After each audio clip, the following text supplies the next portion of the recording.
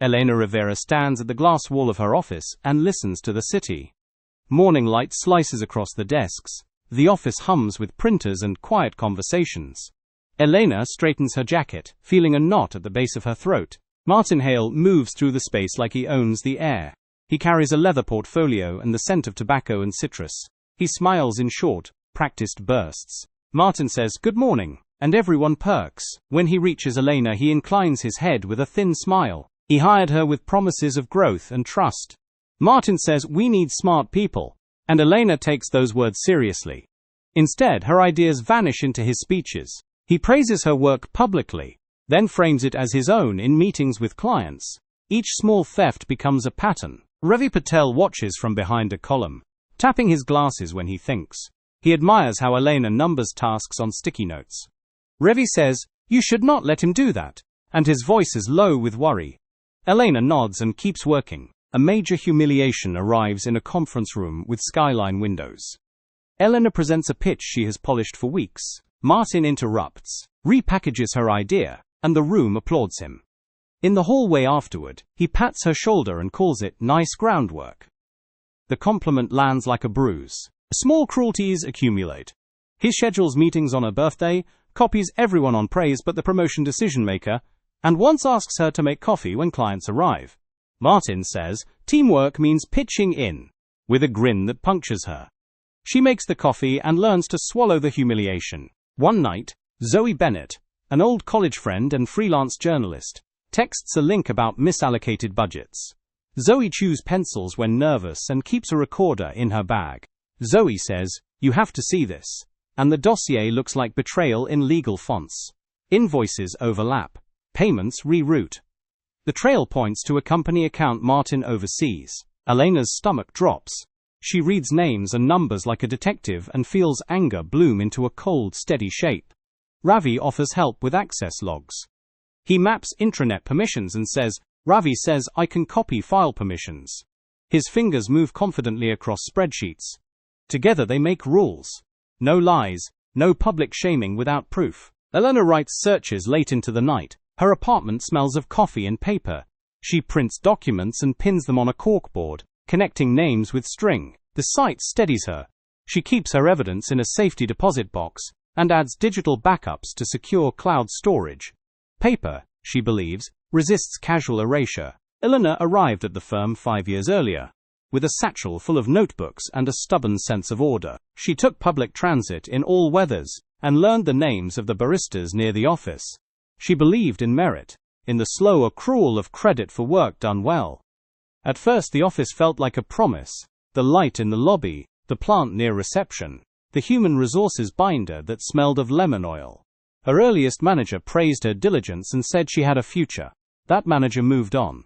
Then Martin came like an updating weather system. He is charismatic in a brittle way. He remembers names and uses them like tools, a tilt of familiarity that feels flattering, until it rests on you like obligation. He has small rituals. He taps his watch when impatient, he hums the same jazz riff when pleased, and he pockets suggestions that belong to others as if they are little gifts. Once, in a hasty meeting, he rewrote one of Elena's slide decks, in a voice she barely recognized as his. He stood at the head of the table and presented the work back to her in language softened and amplified. Clients nodded.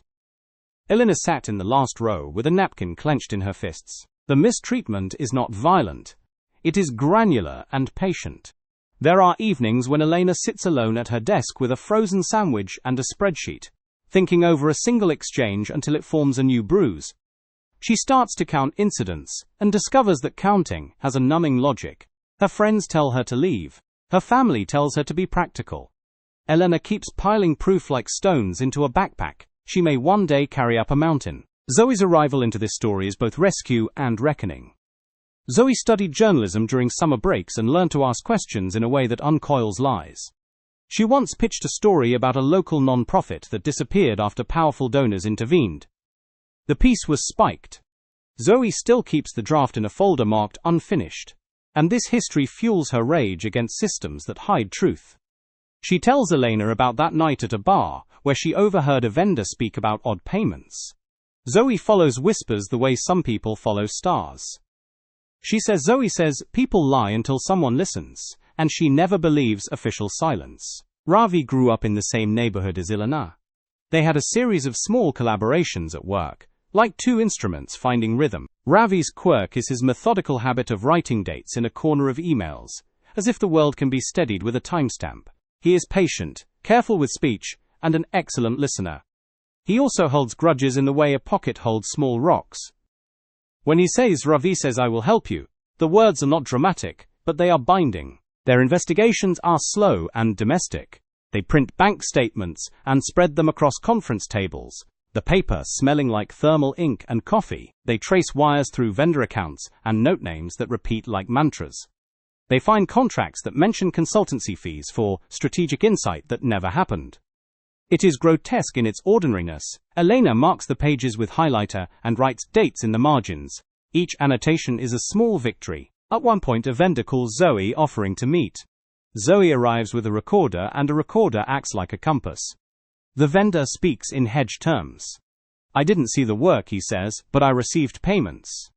Zoe leans in, eyes intent, and says, Zoe says, who authorized those payments? The vendor, uncomfortable, names a person who is always called a leader in meetings. The vendor's hesitation becomes evidence when cross-checked with invoices and signatures. Martin senses pressure and becomes invasive in new ways. He starts asking Elena to stay late for mentoring sessions that are vague in purpose. He asks personal questions about her relationships and jokes about her being too serious.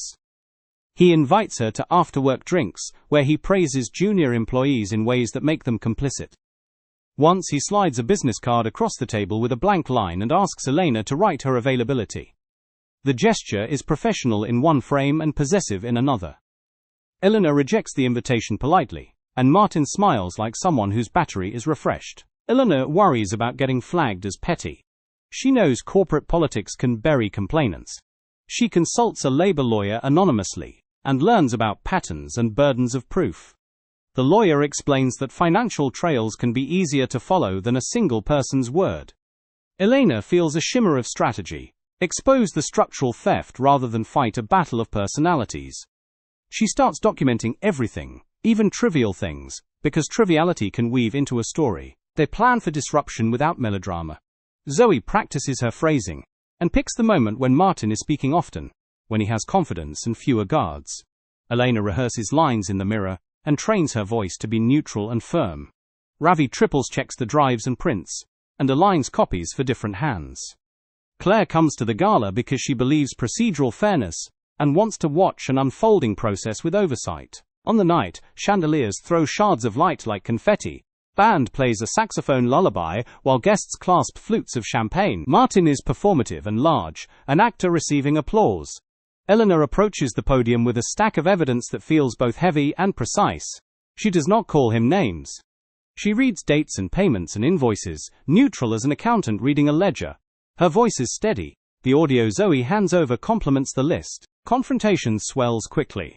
Martin tries to spin the narrative, calling it a targeted smear. He reaches for rhetorical air by painting himself as a builder, a benefactor. Many people who once owed him favors watch, and their loyalties wobble. The board splits along quiet lines. Some members wish to contain the scandal and repair reputations. Others insist on full disclosure.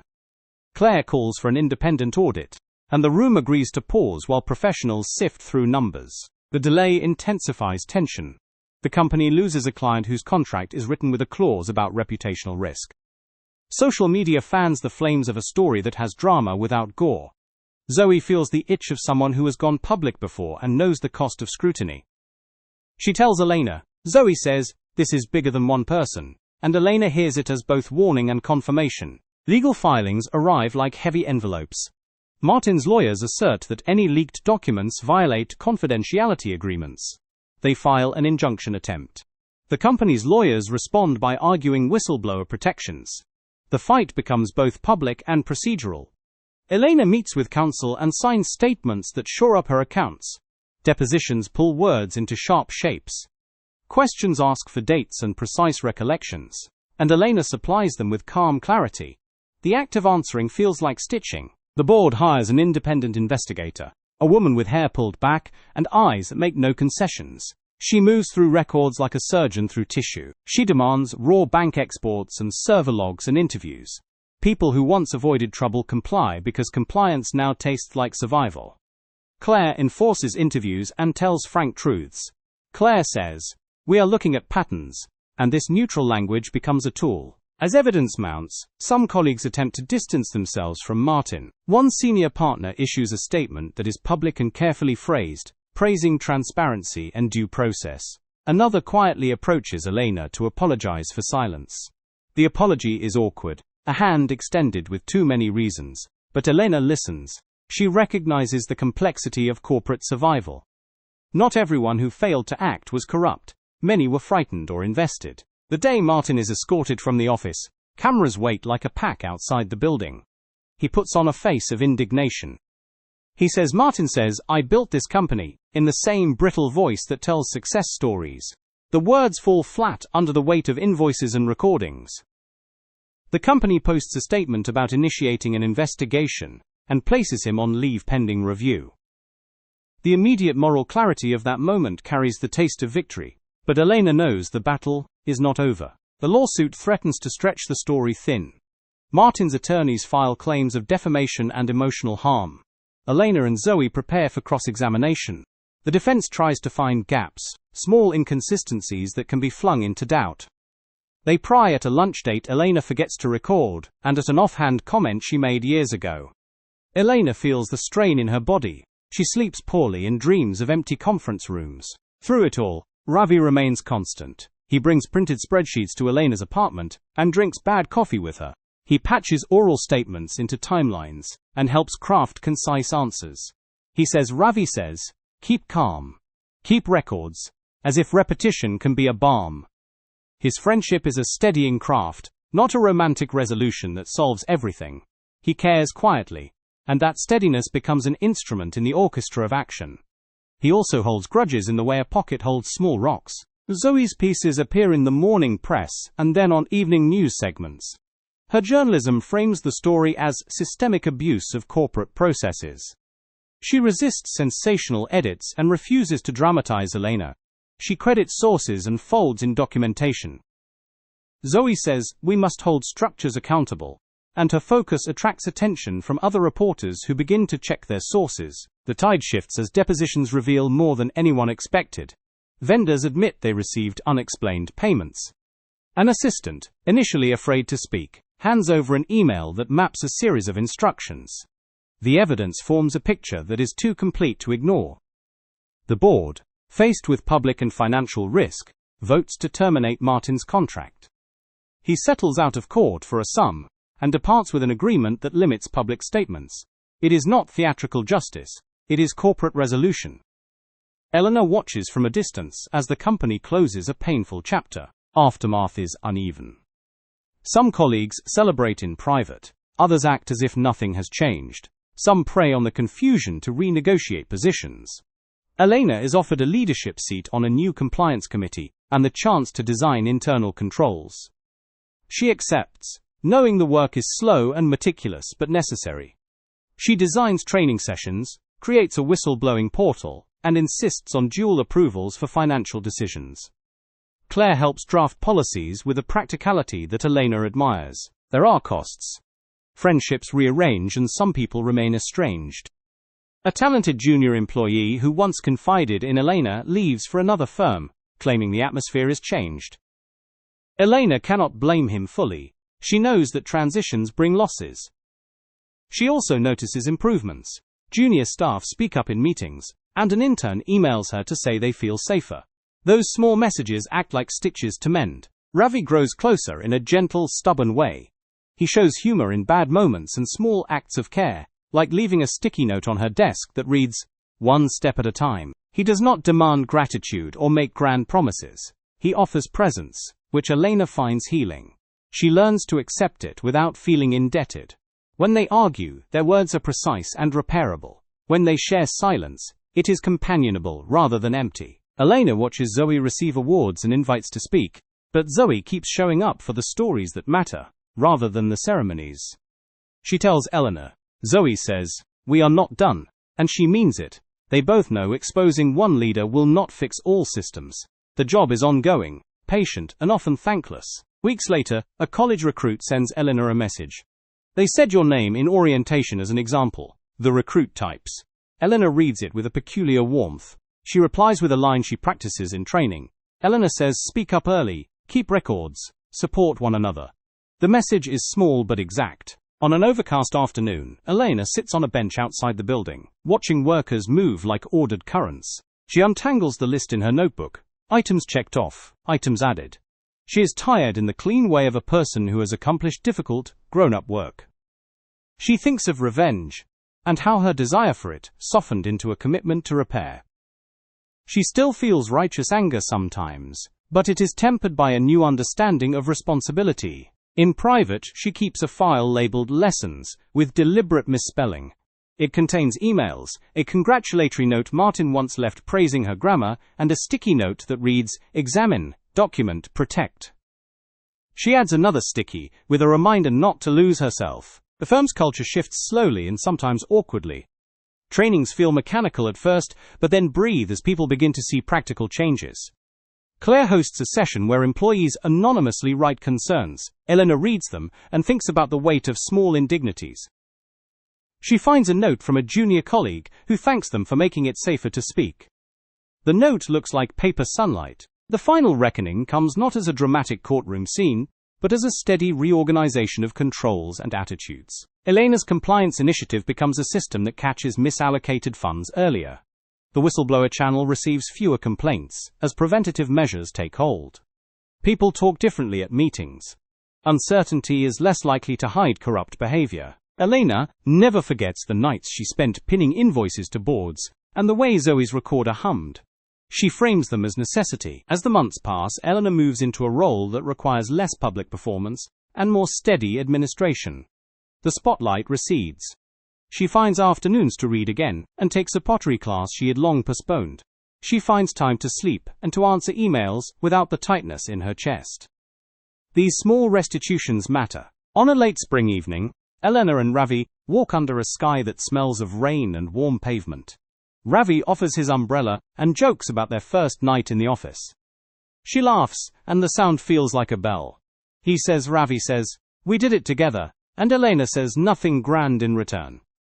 She only squeezes his hand briefly, and lets the city make room for them. In training sessions, young employees ask her practical questions.